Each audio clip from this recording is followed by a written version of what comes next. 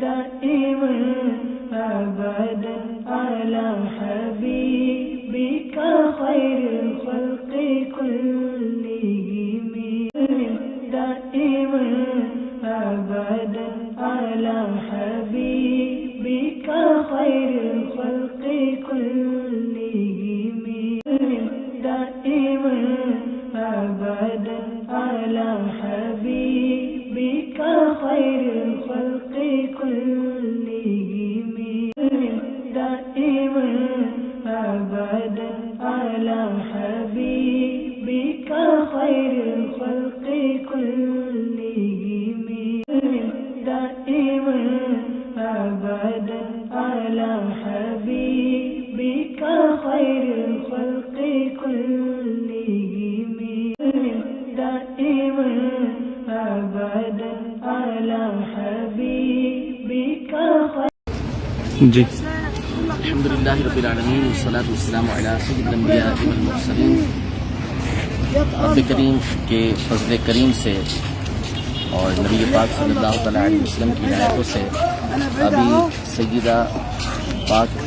Be be Nafisa رضی اللہ تعالیٰ عنہا کے مزار اقدس پر حاضر ہونے کی سعادت حاصل ہو رہی ہے. ابھی الحمدللہ ہم نے اندر حاضری دی ہے. اندر چونکہ تصویر بنانا بھی منع ہے اور ساتھ ہی اندر ویڈیو بنانا منع ہے اور ساتھ ہی اندر جو ہے وہ کنسٹرکشن کا کام چل رہا ہے. ہم نے بھی الحمدللہ قدمین شریفین میں بھی حاضری دی اور آپ کے سر انور کے سامنے کی طرف سے بھی حاضری دی ہے. یہ نبی پاک صلی اللہ تعالیٰ علیہ وآلہ وسلم کے مبارک شہزادے حضرت سیدنا امام حسن مجتبیٰ رضی اللہ تعالیٰ عنہ کے پوتے حضرت سیدنا حسن انور رضی اللہ تعالیٰ عنہ کی شہزادی ہیں. اور مصر جو ہے سیدنا امام حسین رضی اللہ تعالیٰ عنہ کی شہادت کے بعد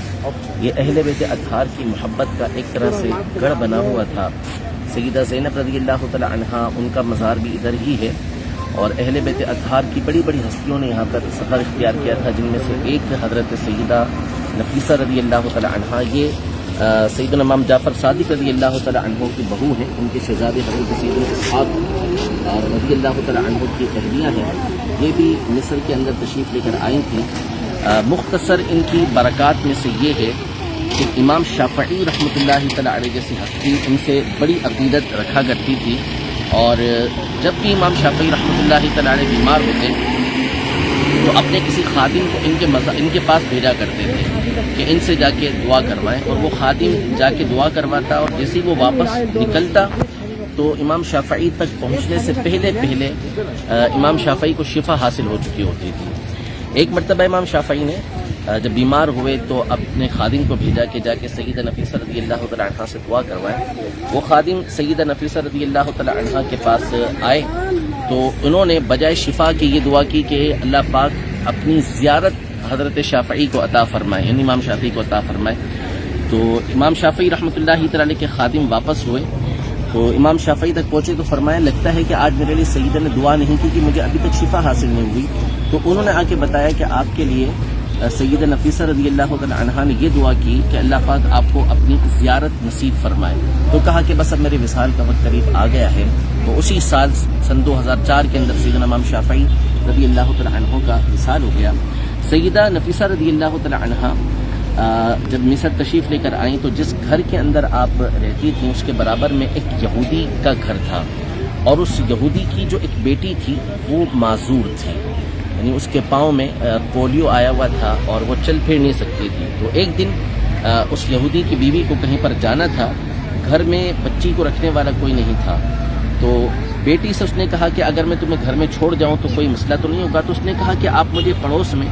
جو بی بی نفیسہ ہیں ان کے پاس چھوڑ دیں، وہ خیال رکھیں گے میرا. تو سیدہ نفیسہ رضی اللہ تعالیٰ عنہ کے پاس وہ یہودن جو تھی، عورت جو تھی، وہ اپنی بیٹی کو رکھ کر چلی گئی.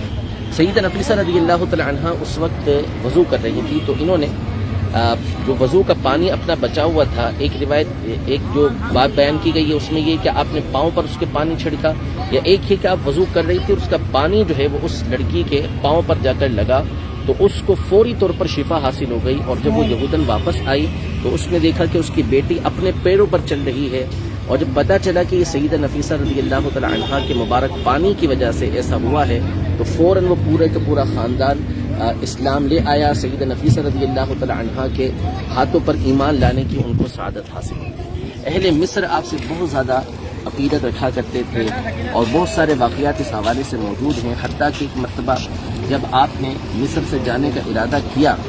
تو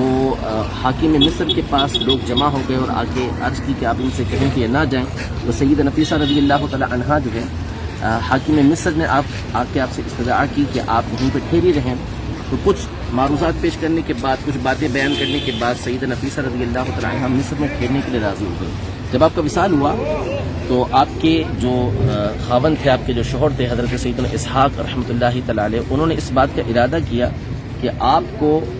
مصر سے مدینہ منورہ لے جائیں۔ تو اہل مصر جو ہے وہ ان کے آگے جمع ہو گئے اور گزارشات کرنے لگے، التجائے کرنے لگے۔ رات کو جب حضرت اسحاق رحمۃ اللہ تعالی علیہ سوئے، آرام کیا آپ نے، تو خواب میں نبی پاک صلی اللہ علیہ وسلم کی زیارت ہوئی اور آپ نے فرمایا کہ تم اہل مصر کو ان کی برکتوں سے محروم نہ رکھو، کہ ان کے اوپر یعنی اہل مصر کے اوپر جو برکتیں نازل ہوتی ہیں وہ سیدہ نفیسہ کی وجہ سے ہی نازل ہوتی ہیں۔ آپ بہت زیادہ عبادت گزار تھے، بہت زیادہ عبادتیں کیا کرتی تھی، 30 سال تک آپ نے روزے رکھے ہیں، اسی طرح نمازیں آپ نے ادا کی ہیں، اور آپ نے قبر اپنے گھر کے اندر بنائی ہوئی تھی جس میں بیٹھ کر آپ اللہ پاک کی عبادت کیا کرتی تھی، حتیٰ کہ جس وقت آپ نے وصال کیا، وصال آپ کا ہوا، تو اس وقت بھی آپ کی زبان پر جو ہے وہ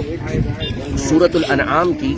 تلاوت جاری تھی اور آپ اس وقت بھی روزے سے تھیں۔ اور جب آپ اس آیت کے حصے پر پہنچی کہ لہم دار السلام عند ربہم، یعنی جو نیک لوگ ہیں ان کے لیے اللہ کے پاس دار السلام یعنی جنت ہے، تو اس آیت کے پڑھتے ہی آپ رضی اللہ تعالی عنہ کا 2007 کے اندر رمضان کے دوسرے عشرے میں وصال ہوا۔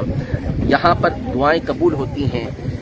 اور خصوصی طور پر علماء نے یہ لکھا، اہل نظر نے اس بات کو بیان کیا کہ بچیوں کے جو رشتے ہوتے ہیں بالخصوص